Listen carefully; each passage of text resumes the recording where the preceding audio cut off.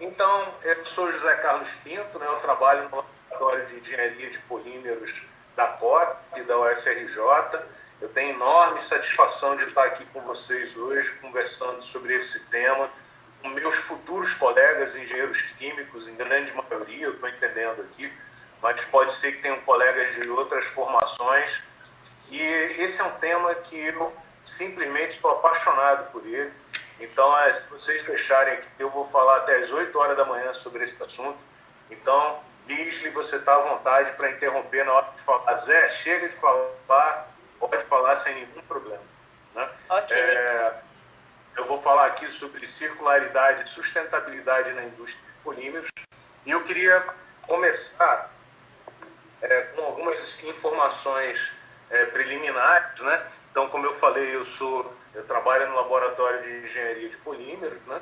E sou professor do Programa de Engenharia Química da COP e do Programa de Engenharia de Processos Químicos e Bioquímicos da Escola de Química há muito tempo, desde 1992, então já tem muito tempo. Eu trabalho nesse tema de polímeros há mais de 30 anos, esse é um tema apaixonante. A UERJ, inclusive, sempre teve grande tradição de muitos trabalhos de pesquisa e grandes pesquisadores nessa área. Tem muitos amigos aí na UERJ trabalhando nesse tema. Se você quiser saber um pouquinho mais sobre o que a gente faz, a gente mantém esse canal no Instagram, né, que é o Engepol Grupo, que fala um pouco sobre os trabalhos que a gente faz no Engepol.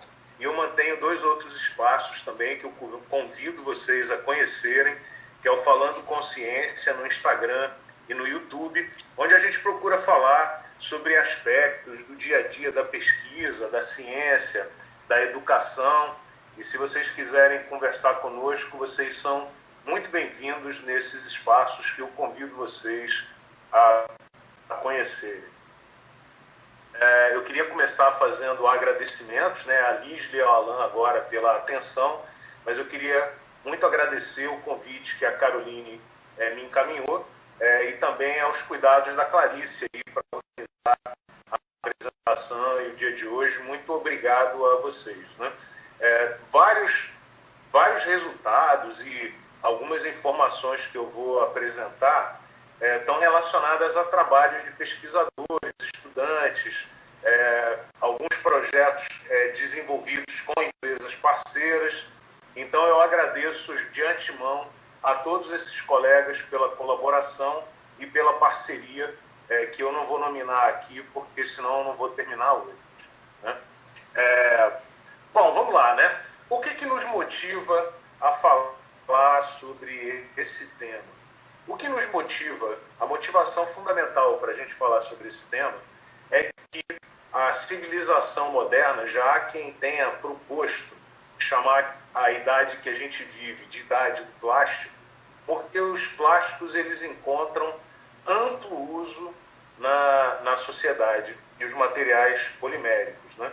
A gente vê aí 2 fotos muito comuns que estão associadas aí à produção de artefatos de cozinha, né, coisas do dia a dia, descartáveis, garrafas, que a gente vê em grande quantidade no mundo moderno, e a gente vai aprofundar um pouco essa discussão já. Né? Esse amplo uso dos materiais plásticos tem motivado várias discussões de cunho ambiental, várias discussões de cunho técnico, que eu pretendo aprofundar com vocês um pouco nos próximos slides. Mas essa figura, né, que mostra garrafas, que mostra artefatos do dia a dia, normalmente tendem a fazer com que a gente associe os materiais plásticos a materiais de usos pouco importantes, né, de tecnologia relativamente pequena, de material que não é de cunho tecnológico muito acentuado. E esse é um grande equívoco, né? Porque os materiais plásticos eles encontram amplo uso na engenharia e amplo uso em aplicações altamente relevantes de cunho técnico e tecnológico. Eu não sei se vocês sabem, eu convido vocês aí, se vocês quiserem, a procurar na internet esse projeto da Boeing e da Airbus, por exemplo, de construir o avião 100% de plástico. Diga-se de passagem, nós já estamos muito perto disso, né? Porque os compósitos, que são misturas de plásticos com cargas inorgânicas, são amplamente usados na indústria de aeronaves e de aviões. Em particular, porque os materiais plásticos têm uma propriedade nobilíssima para as aplicações de engenharia, que é a baixa densidade e o baixo peso, que permite, inclusive, economizar muito combustível no transporte e é uma faceta muito relevante do uso dos materiais plásticos, porque eles permitem e contribuem significativamente com a redução das emissões de CO2, né, do dióxido de carbono para a atmosfera oriundo da queima. Existem projetos semelhantes na indústria de automóveis e há várias empresas que planejam fazer o carro 100% de plástico. E talvez vocês não saibam, mas quando eu nasci, os carros, os automóveis consumiam até mais do que 1 litro de gasolina a cada 5 quilômetros que eles rodavam, coisa impensável no mundo de hoje. E boa parte da capacidade de aumentar, né, a autonomia dos veículos automotores, dos automóveis em particular, é devido à redução do peso, ao mesmo tempo em que teve aumento de segurança por causa do uso dos materiais plásticos. Aliás, na indústria de automóveis, não existem hoje ainda substitutos para borracha, por exemplo, para fazer pneus. E os materiais plásticos, eles encontram praticamente uso em todos os lugares na indústria de automóveis, com exceção hoje do motor, porque os materiais não resistem às altas temperaturas de queima do combustível.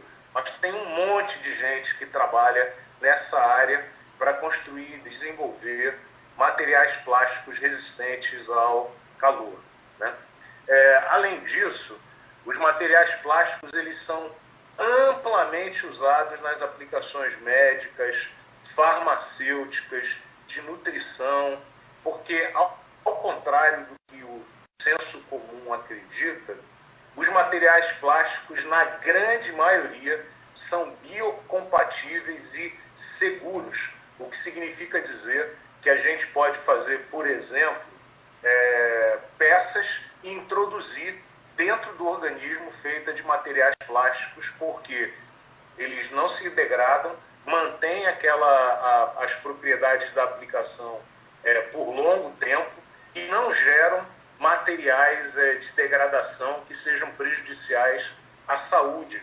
Até por isso, talvez você não saiba, mas a maior parte dos medicamentos é recoberto com filmes plásticos para garantir a integridade das pílulas, das drágeas e por aí vai. E nessa pandemia, em particular, durante esse período que a gente está vivendo da Covid, as pessoas passaram a ver, inclusive, a importância dos objetos descartáveis, né? Às vezes a gente esquece, mas uma das razões para a gente usar objetos descartáveis é a segurança e a redução da contaminação. Talvez você também não saiba, mas consideradas uma das grandes revoluções da medicina é justamente a invenção e a criação e o uso da luva de borracha, que reduziu de maneira drástica a contaminação cruzada dentro dos hospitais, porque era muito comum, né, a infecção hospitalar cruzada era talvez o maior problema, é ainda um grande problema dentro de unidades hospitalares, mas era um grande problema de saúde pública, porque o próprio enfermeiro, o médico, levava a doença de um paciente para o outro, o que foi dizimado, né, reduzido de maneira drástica com o uso dos elementos descartáveis. todas essas razões, os materiais plásticos eles não são apenas materiais de uso comum, de uso simplório. Eles são também materiais constituídos de profunda utilidade tecnológica e são utilizados em aplicações extremamente avançadas. Uma outra característica dos materiais plásticos, e esse quadro eu tirei de um livro que eu vou apresentar daqui a pouco para vocês também, que é o que estuda os impactos ambientais dos materiais plásticos. Os processos que são usados para a produção de polímeros, eles são extremamente pouco impactantes ao ambiente, ao contrário do que o senso comum acredita. E quando comparadas a outros concorrentes, como, por exemplo, o vidro, o papel e a celulose, os metais, via de regra, os processos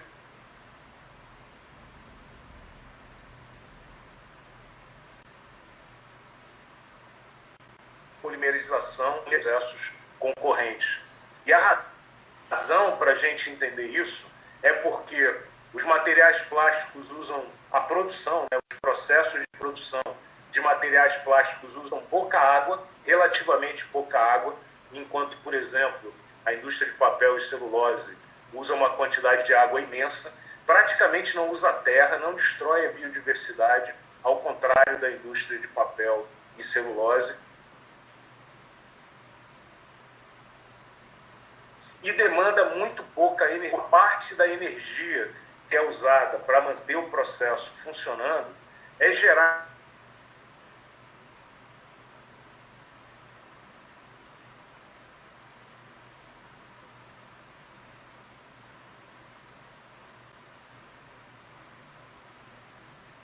pela própria reação de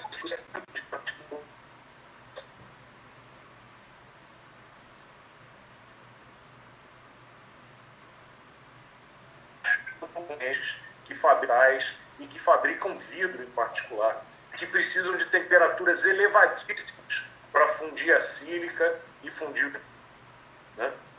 Bom, tudo bem até aqui? Lisli, tudo ok? Oi, só agora no final que travou um pouquinho, né, na última fase. Beleza, então... Mas...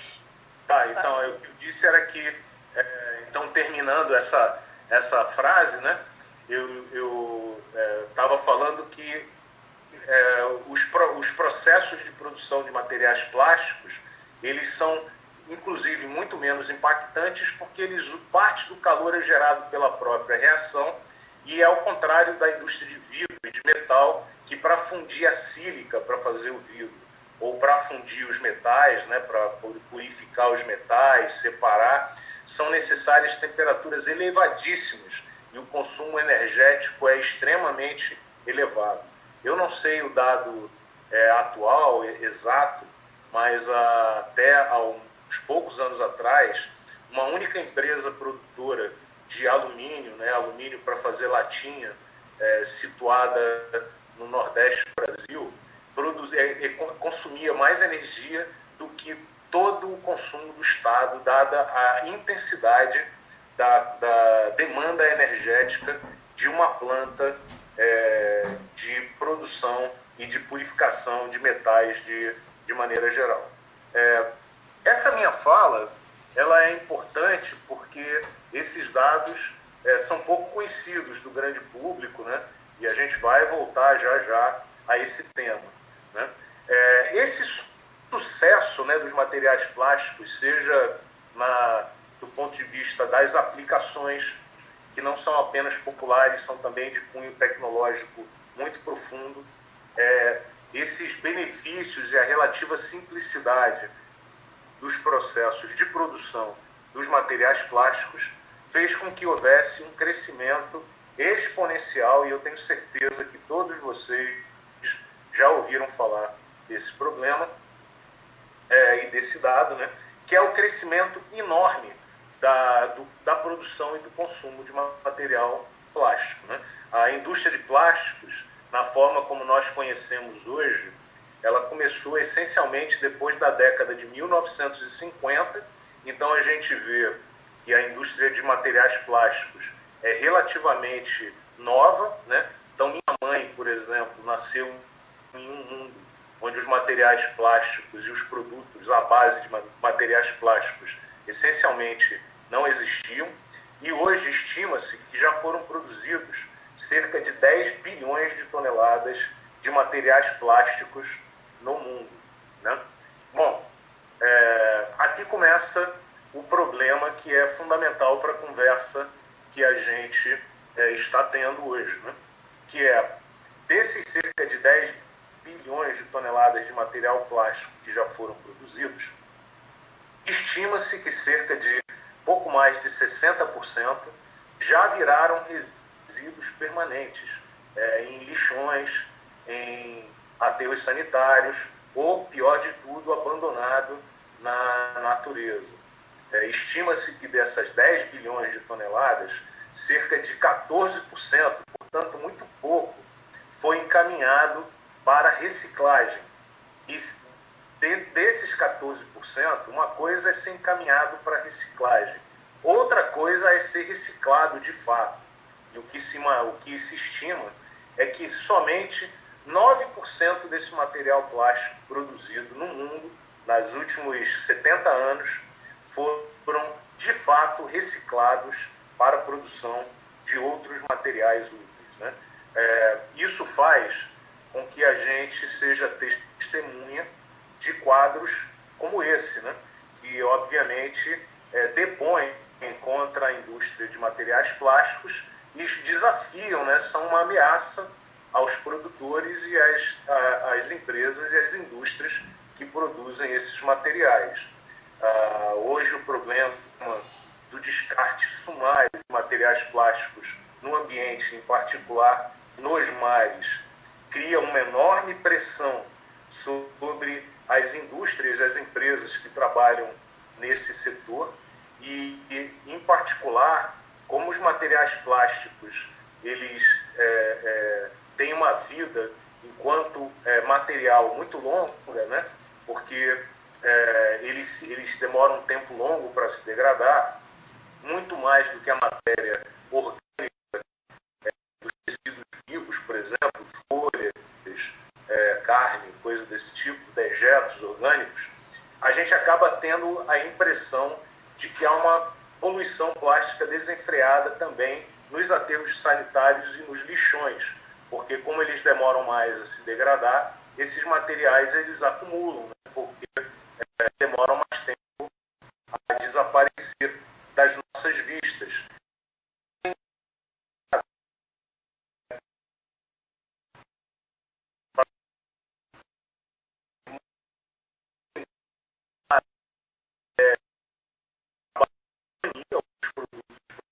Como eu falei,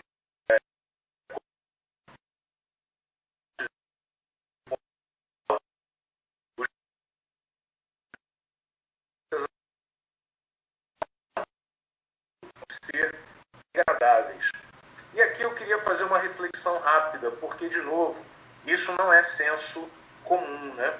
Se a gente estivesse vendo o Jornal Nacional agora, e isso estivesse sendo apresentado no Jornal Nacional, a gente viria o William Bonner dizendo que os materiais plásticos são ruins porque eles demoram 200 anos para se degradar, né? E a gente deveria degradar ou encontrar maneiras para degradar esse material.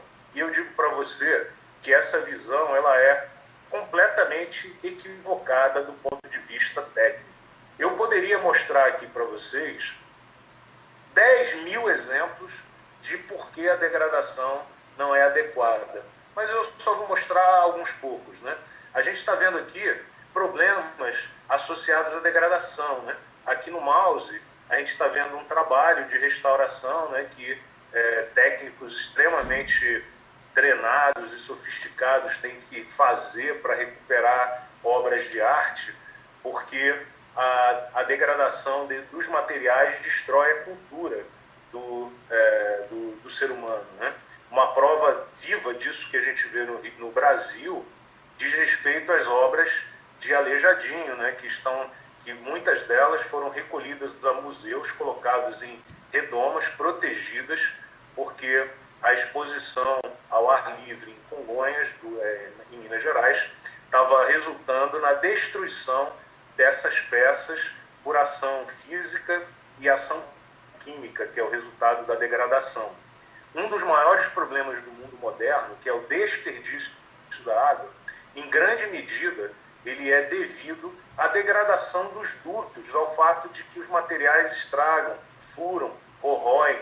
Para vocês terem uma ideia, estima-se que apenas no Rio de Janeiro, cerca de 50% da água produzida. Gente, eu estou falando 50%, não estou falando 1%, eu estou falando 50%. É desperdiçada até 50% por conta da má condução, problemas em tubulações, vazamentos, desperdício de maneira geral. O que a gente vê aqui é que degradar não é bom, né? Esse é um conceito equivocado, que a sociedade aparentemente desenvolveu uma coisa que degrada é bom. Essa foto aqui é particularmente importante para os cariocas, porque várias vezes por ano nós vemos a mortandade de peixes nas lagoas do Rio de Janeiro, nos cursos d'água, por conta da falta de oxigênio e da poluição desenfreada. A poluição, essa mortandade, ela é causada principalmente por conta da degradação de dejetos orgânicos, excremento, fezes, restos que são jogados nos rios, materiais degradáveis que promovem o crescimento descontrolado de micro-organismos, boa parte deles patogênicos, que causam doenças e que consomem o oxigênio das vias aquosas e que resultam na mortandade desenfreada dos animais e da vida daquele ecossistema. A gente vê aqui um outro efeito acachapante, destruidor da degradação no meio ambiente, né? Enfim, degradabilidade, né, voltando ao tema dos materiais plásticos, não é nem de longe uma solução técnica adequada para esse problema. Quando a gente degrada o material plástico, ou qualquer material no ambiente, nós que somos aqui, em grande maioria, engenheiros químicos ou profissionais com formação na área de química e de engenharia, sabemos bem que a degradação, na verdade, é a quebra das moléculas grandes em moléculas pequenas, né? Elas não apenas resultam na produção de patógenos, de compostos de baixa massa molar, que vão contaminar o ambiente, mas mesmo que seja conduzida de forma ideal, ela vai levar à produção de dióxido de carbono e metano, que são gases do efeito estufa, né? E aí, quando a gente propõe que os materiais sejam degradáveis, a proposta que se está fazendo, de fato, é que ela seja liberada no ambiente na forma de moléculas menores que a gente não vê e que vão prejudicar o ambiente muito mais do que aquele material que está ali mantido no estado sólido. Além disso, quando a gente queima e liberta essas moléculas menores no ambiente, nós também liberamos a energia, desperdiçamos a energia que está contida naquelas ligações covalentes. E a degradação, ela equivale a uma queima. Só que uma queima lenta, você não vê a chama. Mas o que você está fazendo quando degrada é rigorosamente a mesma coisa que você está vendo nesse flare. Você está vendo a queima dos materiais para a formação de moléculas menores, desperdiçando a matéria-prima e desperdiçando a energia contida naquelas ligações químicas. Para a gente terminar essa questão introdutória muito relevante, nós vivemos um momento histórico onde tem um acúmulo enorme de dióxido de carbono. Vocês sabem que um dos problemas centrais hoje do mundo moderno é a produção de dióxido de carbono e a liberação de gases do efeito estufa na atmosfera e o aquecimento da Terra. Embora existam questionamentos negacionistas em relação ao tema, é fato, não é contestável. Nos últimos 10 anos, 9 foram os mais quentes da história registrada de temperaturas da Terra, o que inclui esse ano de 2020, que tem causado uma série de problemas ambientais em todo o mundo, que inclui também incêndios descontrolados em vários ecossistemas. Portanto, não faz qualquer sentido que a solução para um determinado problema seja a liberação de CO2 e metano na atmosfera. Eu não sei se alguém quer fazer algum comentário. Lisli, tudo bem até agora? Oi, tá tudo tranquilo. Pode continuar. Para a gente entender aqui qual é o paradigma que o ser humano, desde a Revolução Industrial, aplicada à cadeia petroquímica, e aí, de novo, boa parte de nós aqui presentes nesse momento é engenheiro químico ou com formação em química, o paradigma linear, né, que vem desde a Revolução Industrial, qual é? É que a gente tem o bem, né, o recurso natural, no caso aqui, como exemplo, o petróleo. O recurso natural ele é extraído, ele é beneficiado, no caso aqui ele é craqueado, refinado, gera outros bens transformados, né? Esses produtos secundários são então utilizados para fazer bens de consumo, por exemplo, no caso do petróleo, alguns desses produtos viram eteno, viram propeno, viram estireno, que depois vão virar polietileno, polipropileno, poliestireno, peças e materiais plásticos. E depois de usado o material é jogado fora, né? Lisli, está tudo tranquilo aí? Eu ouvi um pinguinho aqui. Está tudo em paz? Tudo tranquilo, pode continuar. Beleza. Para vocês verem como essa lógica, né, esse paradigma é difícil da gente aceitar, é que, vamos imaginar assim o que acontece no Brasil, né? A gente vai lá a 300 quilômetros da costa, longe pra caramba, fura um poço de petróleo, 6 quilômetros no fundo do mar, no pré-sal, tira esse petróleo do fundo do mar, manda 300 quilômetros para dentro para a refinaria. Na refinaria a gente quebra o petróleo, pouca gente sabe, mas o petróleo, a gente acredita que o petróleo tem a textura da gasolina, assim, a viscosidade, as propriedades, mas não é verdade, né? O petróleo que a gente tira lá do fundo do depósito é uma gororoba viscosa, tem areia misturada com água, misturada com gás, com metais, com enxofre. A gente tem que purificar, esquentar, senão ele não flui, né, para poder mandar. Tem que quebrar essas cadeias em cadeias menores. Aí a gente faz o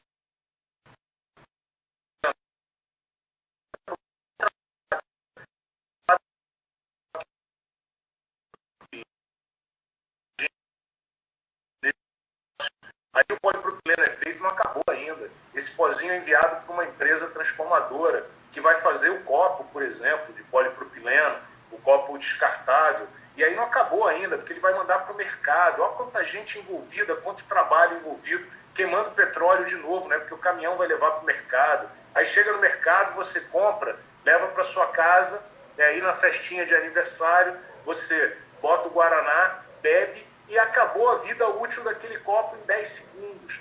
Você trabalhou durante... Milhares de pessoas trabalharam durante muitas horas de trabalho para fazer aquele material, distribuir aquele material, e ele viveu 10 segundos, porque na lógica linear que vem desde a Revolução Industrial, agora que acabou o uso do material, a gente descarta e joga ele e manda ele para o lixão e para o aterro sanitário. Sinceramente, você acha que isso faz sentido? E aí alguém pergunta a você, uma solução é a seguinte, vamos degradar esse material. Sinceramente, você acha que é essa a solução para o problema? No caso, vindo de petróleo, mais absurdo ainda porque se você degradar, vai dispersar na atmosfera o petróleo que estava lá no fundo do mar, lá no fundo do reservatório. Você está tirando e dispersando ele na atmosfera e no ambiente, por conta de que essa lógica está, obviamente, equivocada, né? A lógica, o paradigma do século XXI que a gente deve perseguir é a da circularidade, né? O que significa circularidade? Significa dizer... Pois não? Só um minutinho. A Letícia Florencio está falando aqui no chat. O necessário não é querer impor que um material que tem como objetivo a resistência seja degradável. É necessário mudar a cultura de cuidado com o descarte desses materiais. Exatamente, concordo 100% com a Letícia, que é exatamente o que eu vou colocar aqui agora. Eu concordo 100% com a Letícia.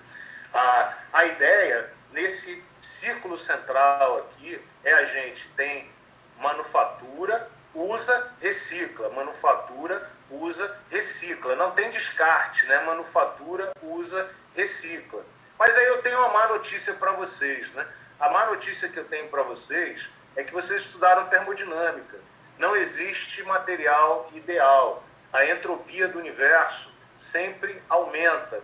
Não tem como eu recuperar o ciclo energético de maneira perfeita. E eu sempre perco material nesse ciclo. Eu sempre perco propriedade. Eu sempre tenho degradação.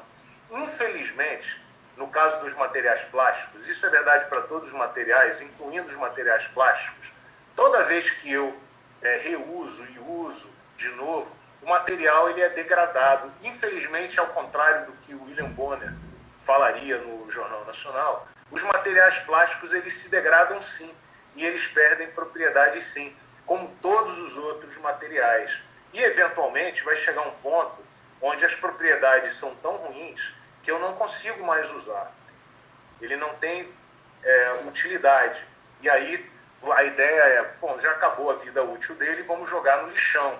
Não, lixão coisa nenhuma. Uma economia moderna não tem lixão, não tem aterro sanitário. Essa, inclusive, é uma ideia equivocada da Lei de Resíduos Sólidos no Brasil, que é vista por muitos como um grande avanço à Lei dos Resíduos Sólidos. O paradigma da Lei dos Resíduos Sólidos no Brasil é que a gente tem que ter aterros sanitários funcionando direito. A meta do século XXI é não ter aterro sanitário. Essa é que tem que ser a meta. O que a gente obtém aqui no final, que é o resíduo, ele tem que ser usado como matéria-prima para a reformulação ou a produção de novos insumos químicos que são, então, reinjetados na cadeia química. Né? A gente vê aqui a palavra circular, porque se você estiver olhando com os olhos de quem quer ver, você está vendo o carbono circulando na economia. Né? E, eventualmente, quando ele vira resíduo, porque acabou a vida útil, ele não vai ser depositado para todo o sempre em um aterro sanitário. Ele vai ser devolvido à cadeia química por meio de um processo químico. Alguém poderia falar assim, pô, legal, Zé, isso é o ideal, mas isso não é viável tecnologicamente e economicamente. Eu estou falando duas frases porque talvez você já tenha ouvido essas frases algumas vezes, e eu digo para você que isso é uma balela, isso é uma bobagem, isso não é verdade. Isso é resultado de lobbies, de empresas que têm interesse em lidar com o lixo e de lidar com esse resíduo e de operar aterros sanitários. Talvez vocês não saibam, mas o Japão não gera aterro sanitário, porque eles não têm espaço. O Japão ele recicla 100% do lixo que ele produz. E vários países europeus vêm se aproximando em altíssima velocidade desse valor de 100%.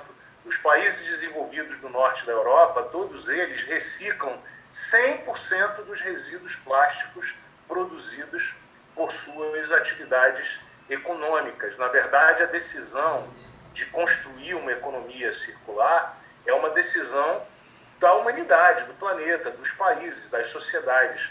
Ela não é uma decisão de caráter técnico e econômico, até porque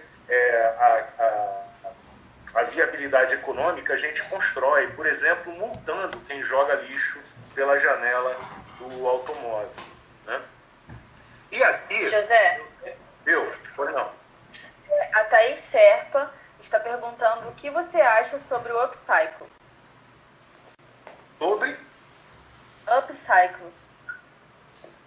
Pois é, todas as técnicas, eu vou falar inclusive de reciclagem química, né? São várias as formas de você reciclar quimicamente um material, né? Ou um produto. São várias as maneiras, né? O que normalmente se define como upcycle, e aí é a Laís, né, que falou? Thaís, né? E aí, se eu usar a definição errada, Thaís, você, por favor, proponha qual é a definição que você está usando, porque, em geral, a gente chama de upcycle, né? A combinação, o uso dessas tecnologias que permitem a reciclagem de formas outras com transformação que não necessariamente o reuso, simplesmente. Se você está usando outra definição, apresenta aí para a gente poder discorrer sobre ela. Mas são várias as formas de reciclagem, né? A forma mais comum que a gente usa é a chamada reuso, né? Que é aquela mais óbvia, que a gente usa o material, usa enquanto pode, usa de novo. Chega um dia que, por qualquer motivo, a gente não pode usar. E aí a gente chega a uma outra forma de reciclagem, né? Que é a reciclagem genericamente chamada de mecânica, que é quando você não transforma quimicamente o material, mas você transforma a forma dele, a morfologia. É o caso da resina PET, que deixou de ser garrafa e passou a ser fibra para fazer camiseta, né? Só que cada vez que você processa mecanicamente o material, como eu falei, ele perde propriedades, né? E ele, de alguma maneira, se empobrece. Chega um determinado momento onde essa reciclagem mecânica não é mais possível. E aí você tem que usar algum outro tipo de reciclagem. E talvez também essa discussão não tenha ressaltado para você, apenas cerca de 30% dos materiais são de fato recicláveis mecanicamente. A grande maioria não é, seja porque não funde, seja porque se degrada quando é esquentado, né? E por conta disso, a gente pode modificar a estrutura química, é o que a gente chama de reciclagem química. A gente no Engepol, a gente usa muito reciclagem química, estuda muito reciclagem química, que é a reinserção do átomo na forma eventualmente de outras moléculas, né? Então a gente não está mudando a forma do material, nós estamos mudando a molécula e devolvendo ela para a cadeia química. Seria o PET, que depois de tão degradado que ele não tem propriedades mecânicas úteis mais, a gente pega e desconstrói a molécula, né? Gerando os monômeros para fazer o PET de novo. Hoje, inclusive, esse foi o tema da aula do curso que a gente está oferecendo para as turmas de pós-graduação na área de polímeros, na COP, com a colaboração de vários colegas do Brasil. Hoje esse foi o tema, foi a desconstrução de materiais poliméricos por meio de processos enzimáticos, né? A gente estuda muito esses processos no nosso grupo, mas não necessariamente você precisa produzir um monômero. Você pode pegar o polietileno e gerar solventes, pode gerar tinta, ele não precisa virar o plástico de novo, embora idealmente, se ele virar o plástico de novo, melhor, porque aí você tem um material 100% circular, né? Mas ele, na verdade, a gente quer reinjetá-lo na cadeia química. E muita gente, é muito polêmico isso, né? E tem um pouco a ver com essa questão do upcycle também que a Thaís falou. É muito polêmica, existe um outro tipo de reciclagem que a gente chama reciclagem energética. Não confundir com incineração. A humanidade, ela é energívora. Talvez você também ainda não tenha se apercebido que 90% do petróleo produzido no mundo é queimado na forma de gasolina, gás de cozinha, querosene, óleo diesel, queimado. Além do petróleo, a gente queima carvão, né? E a gente produz energia elétrica por energia nuclear. Enfim, a nossa sociedade, ela é energívora. Nós consumimos uma quantidade de energia brutal. E o petróleo, ele movimenta principalmente a indústria de energia, não a indústria química. Normalmente as pessoas associam a indústria química ao petróleo. O petróleo está muito associado à indústria química, mas isso é falso. O petróleo, ele movimenta a indústria da energia, da produção de energia elétrica e de consumo de vapor, principalmente produção nas fábricas, nos conglomerados industriais. E uma parte desse resíduo pode ser queimado para produzir essa energia. Esse tipo de reciclagem, eu particularmente, não considero muito interessante, né? Nem muito estimulante, porque no final das contas você queima o material, usa a energia que o material tem, mas dispersa aquele material de alguma forma na atmosfera na forma de dióxido de carbono. É muito questionado que, tudo bem, mas você está economizando petróleo, isso é verdade, né? Existe um benefício associado à redução do consumo de outros combustíveis fósseis. Mas o ideal era que a gente não precisasse queimar os materiais, né? O ideal era que os materiais se mantivessem na cadeia química circulando. E aqui eu falava com a Liz e o... Pois não. A Isabela Escobar comentou aqui no chat que, para ocorrer economia circular de verdade, a empresa geradora deveria ser responsável por recaptar o resíduo gerado. Porém, as empresas consideram essa hipótese por não ser economicamente viável. Não, então, a Isabelle está 100% correta da primeira parte, né, que ela é exatamente isso.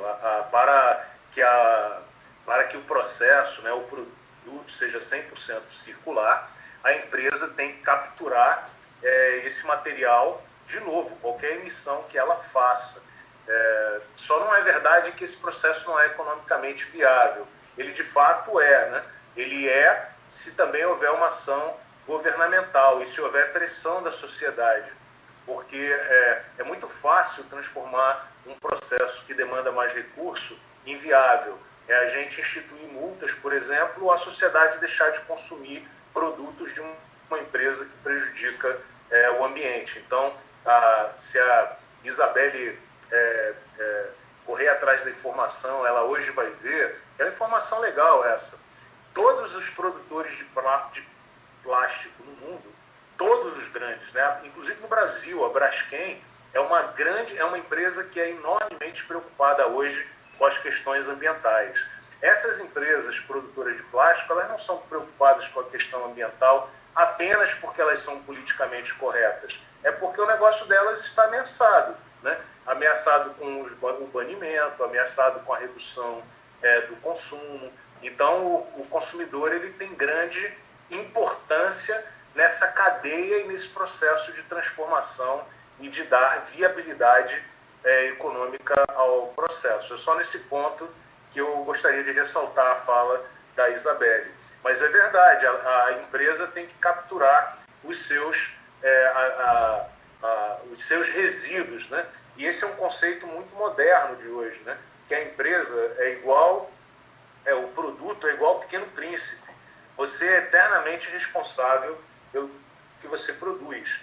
E os conceitos de circularidade, eles enfatizam muito esse ponto. Então, a Petrobras produziu petróleo, o petróleo virou eteno, a Braskem pegou o eteno, fez polietileno, a empresa de plástico, Plastisul, pegou o polietileno e fez o copinho, vendeu o copinho, aí foi para o Carrefour vendeu o copinho, você levou para casa, você jogou fora. Não é só você que é responsável, o Carrefour é responsável, a Plastisul é responsável, a Braskem é responsável e a Petrobras é responsável, porque todas as empresas que estão no núcleo envolvidos com o ciclo de vida daquele produto são igualmente responsáveis pela coleta daqueles resíduos. E é exatamente essa compreensão que hoje pressiona grandes empresas como a Dow, como a Braskem, como a Petrobras, a se envolverem com as questões ambientais e com as questões de circularidade, né?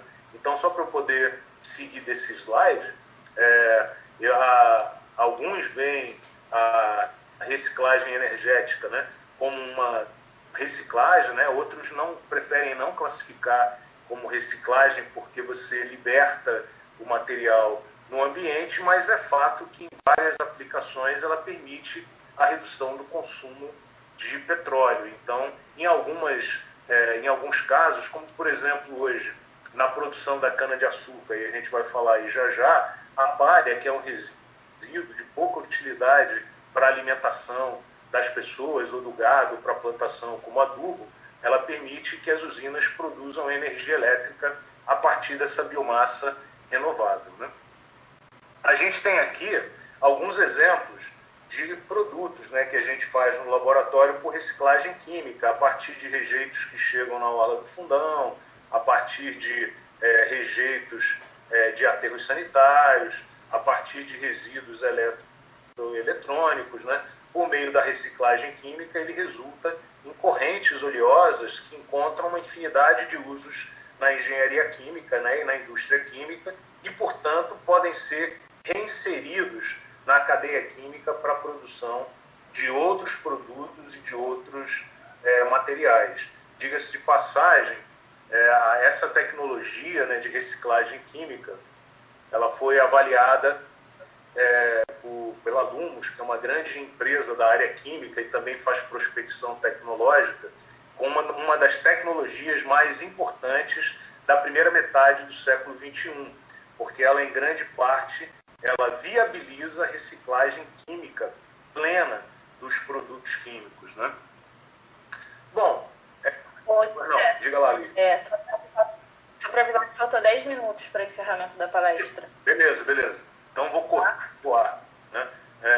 A gente pode manipular o ciclo do CO2, né? A gente sabe que o CO2 é produzido não apenas pela liberação da queima, mas também pela respiração, pelos seres vivos, né? E eventualmente é fixado pela fotossíntese das plantas, né? E constitui o grande ciclo do carbono no ambiente que o ser humano está desequilibrando nesse sistema, nesse momento, né, no planeta. E a engenharia química e a química podem ajudar muito aqui nesse caso, né? Porque se a gente usar a biomassa como a fonte de produtos químicos para uso para movimentar a cadeia química, a gente vai estar simultaneamente capturando CO2 e mantendo o CO2 na fase sólida, né, como a gente fala, ou na fase condensada, né, ajudando a limpar a atmosfera e também promovendo políticas corretas de circulação, né, ou de circularidade desse material no ambiente. A ideia aqui é que uma visão muito cínica, muito hipócrita, poderia dizer que é reciclável também, né? Porque, se a gente lembrar, né, de onde veio o petróleo, ele veio da degradação da matéria orgânica durante milhões de anos embaixo da terra. Então, de uma certa maneira, quando você usa petróleo, você está usando biomassa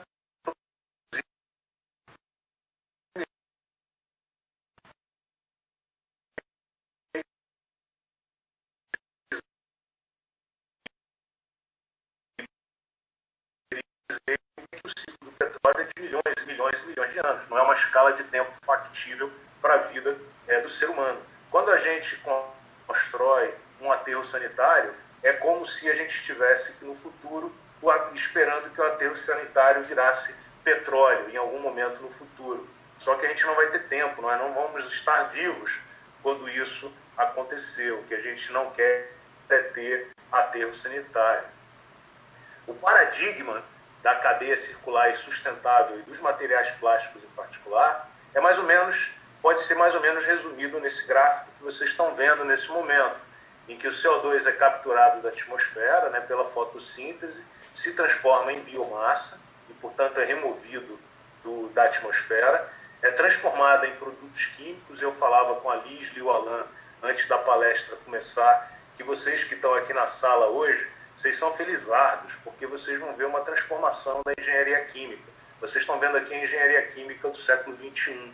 O petróleo vai deixar de ter um paradigma, porque no momento em que a energia estiver vindo majoritariamente do sol, ou dos ventos, ou das hidrelétricas, não haverá motivação para a gente tirar petróleo do fundo, lá do solo, porque você vai lembrar, 10% apenas é usado para movimentar a indústria química, 90% é queimado.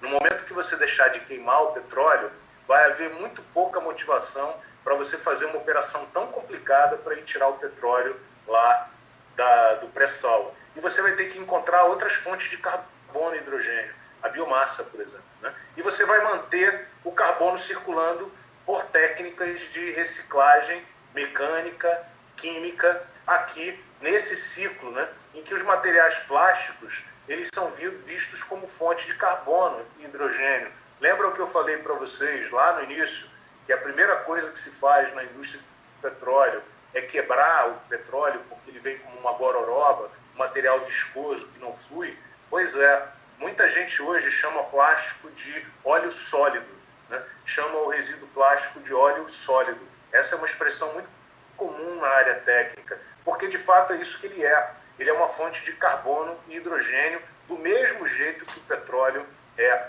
Não há nenhum motivo que justifique você mandar ter um lixão, ter um aterro sanitário e muito menos mandar um plástico para o aterro sanitário para esperar ele se degradar. O que você quer de fato é usar esse material de novo e reinseri-lo na cadeia química. E aí eu vou passar aqui por conta do tempo em altíssima velocidade para lembrar que para viabilizar esse paradigma, o Brasil tem uma coisa maravilhosa chamada cana-de-açúcar, que produz para cada uma unidade de energia que você bota na plantação de cana-de-açúcar, você tira 7 na forma de biomassa, que você pode usar para produzir um monte de coisa. Açúcar, etanol e um monte de produtos químicos, né, a partir deles. E nós temos uma infinidade de óleos vegetais importantes no Brasil, todos fontes de produtos químicos maravilhosos, insaturados e que podem ser usados, por exemplo, para a fabricação de produtos plásticos. É isso mesmo que você ouviu, né? Vários compostos da biomassa são chamados de plataformas químicas, que são compostos a partir dos quais eu obtenho uma infinidade de outros, como o etanol obtido da fermentação do açúcar, como o ácido succínico, um produto muito legal que é produzido a partir da fermentação anaeróbia do açúcar. Ele tem uma característica muito interessante, que é o fato dele ser anaeróbio, ele captura CO2 da atmosfera. Olha que bacana. O ácido succínico, não apenas ele pode ser obtido da biomassa, como ele captura CO2 da atmosfera. E a partir dele você produz uma infinidade de materiais diferentes. Nós, no nosso grupo de pesquisa, usamos muito ácido succínico como monômero para fabricar produtos plásticos. Se você olhar com os olhos de quem quer ver, você vai ver. José, a gente vai dar mais uns 15 minutinhos. Estou fechando, prometo. Né? E a gente vê aqui que tem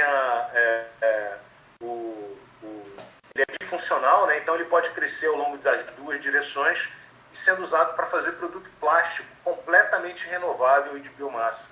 Nós temos um produto maravilhoso chamado glicerol no Brasil, que a gente não usa para nada, a gente queima glicerol, uma vergonha, né? A química do glicerol pode ser extremamente rica e certamente a transformação dos óleos, não a produção de biodiesel, né? A gente vai ter que encontrar outros usos para o óleo vegetal, porque no cenário em que a gente tem automóveis que são movidos a baterias, não tem por que você queimar biodiesel, né? Nem produzir biodiesel. A motivação vai ser outra, vai ser a indústria química, né? A gente tem uma infinidade de produtos tirados dos óleos vegetais, que são os terpenos. Se você olhar com os olhos de quem quer ver, você vai ver um monte de ligação dupla aqui. Ó. Ligação dupla significa coisas que eu posso polimerizar, porque essa ligação abre e eu posso aumentar o tamanho dessa cadeia. A gente pode ter borrachas verdes produzidas inteiramente a partir de óleos vegetais e essências vegetais dos mais variadas fontes.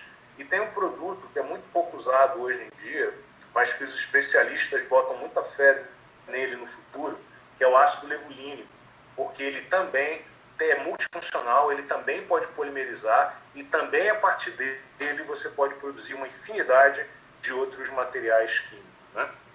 E aí, para terminar a minha fala, tudo isso só vale se você provar que realmente é ambientalmente correto. E aqui é uma grande ingenuidade das pessoas e da sociedade. Muitas pessoas acham que só porque é natural é bom. Veja que o coronavírus é natural, mas não é bom. Está causando estrago que está causando na nossa sociedade. Veja que o veneno de cobra é natural, mas não é bom. Ele mata a gente, né? Veja que o mosquito da dengue é natural, mas não é bom. Essa é uma visão ingênua de que se o produto foi tirado é natural, ele é bom. Isso não é verdade, porque a indústria agrícola ela consome fertilizante, ela consome pesticida. Tem um documentário maravilhoso no Netflix que se chama Solo Fértil, que se você quiser ver, procure hoje, se você estiver sem nada para fazer, ou amanhã, ou no final de semana, e veja esse documentário Solo Fértil, sobre os problemas que a agricultura intensiva pode causar sobre o planeta e sobre a liberação de dióxido de carbono na atmosfera. Não é porque foi plantado que é bom. É necessário mostrar que os impactos ambientais são positivos ou menos graves do que o de outros processos. Aí a gente tem que aprender a fazer balanço ambiental. E aí você que é engenheiro químico vai se lembrar que você estudou muito balanço de massa, você estudou muito balanço de energia, você estudou muito balanço de quantidade de movimento, mas eu aposto uma caixa de cerveja, como uma maior parte de vocês não estudou balanços ambientais. Nós não fazemos isso ainda bem. Temos que aprender a fazer, porque os impactos ambientais são muitos. Consumo da terra, consumo de água, emissão de enxofre, emissão de nitrogênio, emissão de dióxido de carbono, eutrofização, acidificação da atmosfera, enfim, é uma infinidade de impactos, acidificação dos mares. Existe uma infinidade de impactos que a gente deve ser capaz de quantificar com os nossos processos e comparar, para a gente, de fato, poder fazer as melhores escolhas. Essa é uma atividade que nós, engenheiros químicos, nós químicos, temos que bater a mão no peito e admitir. Nós não fazemos isso ainda direito, mas nós temos que fazer, temos que aprender. Nós estudamos muito essas técnicas no nosso grupo, porque nós não queremos fazer uma reciclagem qualquer. Nós queremos fazer a reciclagem que é boa para o ambiente e que vale a pena fazer. Então, para isso, a gente tem que provar. Porque pode ter reciclagem que não é necessariamente melhor para o ambiente. Por exemplo, uma reciclagem em que você tem que pegar o resíduo, lavar, secar para usar, provavelmente não vai ser boa para o ambiente, porque na hora que você for lavar, você vai usar sabão, soda, vai movimentar a indústria do ácido sulfúrico, da soda cáustica, que são indústrias extremamente poluentes. Toda vez que você usar sabão, você está movimentando a indústria do ácido sulfúrico. Toda vez que você consumir água, você está consumindo um bem importante, está queimando energia, está consumindo hidróxido de alumínio. Você acha que a água saiu pura desse jeito que chegou na sua bica? Não, ela teve que ser limpa. Ela consumiu produto químico, ela consumiu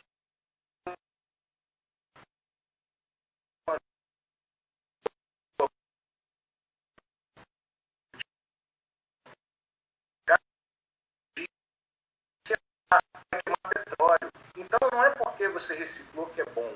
Nós, no nosso grupo, por exemplo, estudamos técnicas que não requeram, não demandem a lavagem e a limpeza. Nós queremos usar os produtos, os resíduos in natura, na forma como eles foram descartados. Se estiverem contaminados, nós queremos usar esses materiais na forma contaminada, exatamente para a gente intensificar esse processo e economizar etapas desnecessárias de lavagem. Né? Você deveria checar, a circularidade está muito antenada e muito alinhada com os objetivos do desenvolvimento sustentável, né, que é uma iniciativa da Organização das Nações Unidas para que a gente persiga alguns dos objetivos para a gente viver numa sociedade melhor e num mundo melhor, e vários deles podem ser ajudados pela indústria de polímeros e pela reciclagem e pela circularidade, né? Como, por exemplo, a riqueza, a eliminação da pobreza, envolvendo as camadas mais baixas da população, mais prejudicadas nesse trabalho, dando trabalho para elas, na educação, dando educação ambiental, reduzindo a quantidade de água, de consumo de água, e por aí vai. E aí, para terminar, eu queria dizer que muitas dessas questões estão discutidas em 2 livros que a gente escreveu sobre o tema. Um é Impactos Ambientais Causados pelos Plásticos e o outro é Reciclagem Química de Resíduos Plásticos. Se você tem interesse nesse tema, eu obviamente obviamente, sou obrigado a recomendar esses livros que a gente escreveu. E eu vou deixar aí também dois outros textos muito interessantes para você ler. É um livro sobre economia circular, que aborda vários aspectos, né, relacionados à implementação da economia circular, e um paper muito interessante que foi publicado na Green Chemistry há pouco tempo, falando sobre vários aspectos importantes da economia circular para a indústria química e a indústria de plásticos em particular. Então, agradeço de novo a vocês pela atenção, né?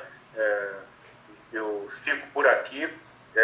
Eu, de novo, convido vocês a visitarem o site lá do nosso grupo, o Engepol Group, a visitarem o site Falando com Ciência, onde a gente faz discussões sobre o dia a dia da pesquisa, da ciência e da educação. E se você quiser falar comigo, meu e-mail é pinto@pec.ufrjbr, seu e-mail é bem-vindo. Só tenha paciência, porque às vezes eu demoro um pouquinho para responder, mas eu prometo, eu vou responder, né? Eu agradeço aí de novo a Lisli e o Alan pela atenção. Vou desconectar a minha tela aqui.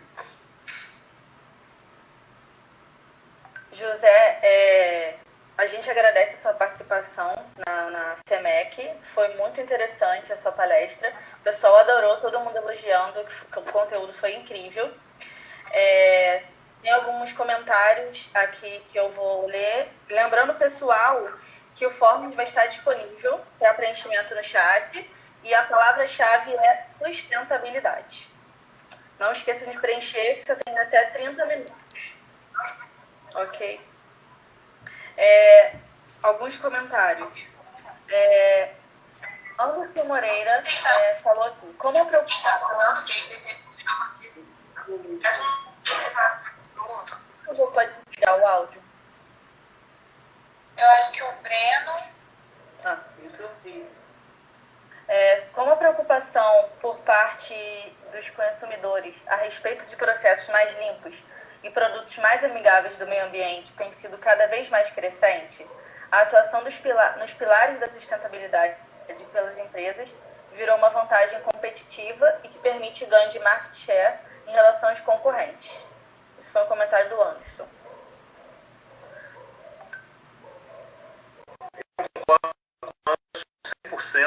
Né? É uma vantagem competitiva, de fato, é um elemento de marketing, né? Vem sendo usado por várias empresas para a venda dos produtos. Se vocês acompanham o YouTube ou as propagandas na internet, vocês certamente já viram uma propaganda na Natura onde ela vende a embalagem, né? Uma propaganda de um perfume, mas ela vende a embalagem, ela não fala muito sobre perfume, ela não diz assim, o marketing dela não é daquele convencional. Meu perfume é bom, é cheiroso, é legal, a mulher fica mais feminina, o homem fica mais masculino, que é o típico, né, desse tipo de propaganda. Não, ela diz assim, a minha embalagem é feita 100% com materiais reciclados. Veja que isso está 100% alinhado com o que o Anderson está falando. Eu só não sou...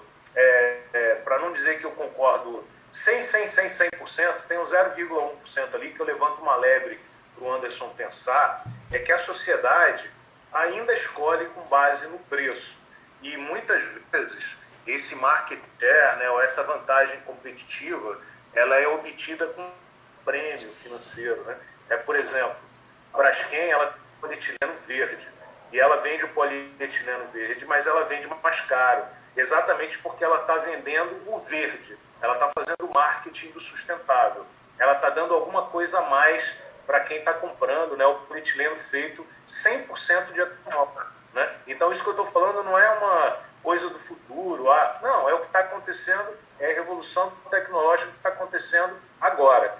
Mas aí muitas pessoas não querem não querem pagar esse prêmio, né? Porque elas não querem pagar pelo polietileno verde mais caro e preferem comprar o polietileno mais barato do petróleo e abrir mão desse prêmio. Então essa é uma característica da sociedade em que a gente vive, né? O ideal era que o prêmio ambiental ele não viesse junto com aumento de preço, né? Mas, infelizmente, hoje não é a prática do mercado. Como as empresas sabem que elas também estão vendendo alguma coisa a mais, que é o ativo de ser ambientalmente correto, elas cobram mais por esse ativo, né? O que, de maneira geral, faz com que o produto ambientalmente correto seja mais caro do que aquele que não é. E não é necessariamente por uma questão econômica, é por uma questão do que a pessoa está disposta a pagar.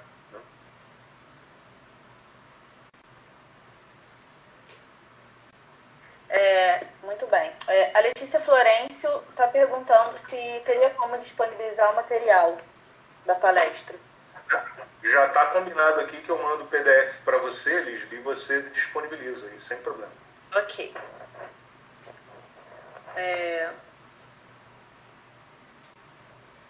A Laís Barbosa perguntou do livro que tratava sobre os aspectos ambientais. Poderia indicar para a gente, o senhor já falou, né, no final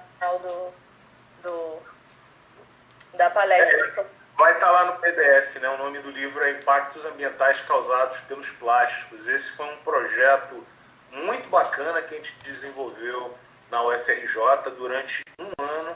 Um grupo de 13 pessoas se reunia toda sexta-feira para discutir os aspectos ambientais relacionados ao plástico, né? E durante o período que a gente desenvolveu esse projeto, a gente foi se dando conta das enormes vantagens competitivas ambientais dos materiais plásticos, apesar deles terem fama em contrário. Nenhum material tem a capacidade de reciclagem e reuso que os materiais plásticos têm, mas eles construíram fama ao contrário por causa do descarte inadequado. E é por isso que hoje as empresas do setor trabalham com grande energia para eliminar essa fraqueza da cadeia de negócios deles, que envolve educação ambiental, mas envolve também o estímulo, né, o desenvolvimento de negócios de reciclagem, né? Então, durante esse projeto, os dados que a gente coletou foram tão interessantes em todas as áreas que no final a gente resolveu escrever esse livro. Para quem gosta do tema, pode ser uma leitura muito interessante, muito legal. Não temos mais perguntas, acredito que não. Pessoal, todo mundo elogiando que a palestra foi excelente, gostaram muito do conteúdo. Queria agradecer mais uma vez, José, pela sua atenção, pela sua palestra, que foi extraordinária, e a sua participação aqui na SEMEC conosco. Liz, de novo eu agradeço o convite, né, dos colegas aí da UERJ, né, para participar. Desejo um bom seminário aí para todo mundo. E, de novo, falo que vocês, todos que estão presentes nessa sala, vivem um momento muito particular. A engenharia química é uma disciplina, é uma profissão muito legal, muito bacana.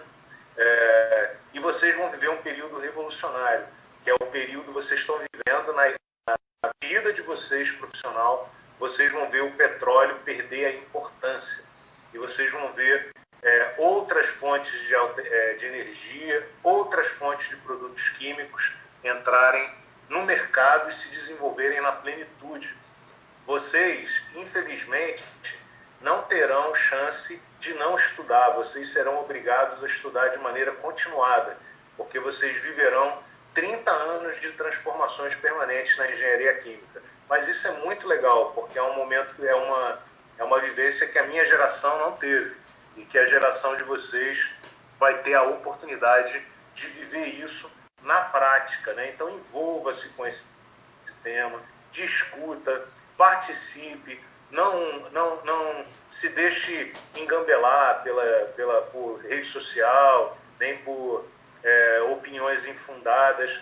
Há muita discussão técnica que é feita de maneira superficial. Envolva-se. Você, como engenheiro químico, tem uma contribuição enorme para dar nos próximos 30 anos aí de desenvolvimento da sociedade. Beleza?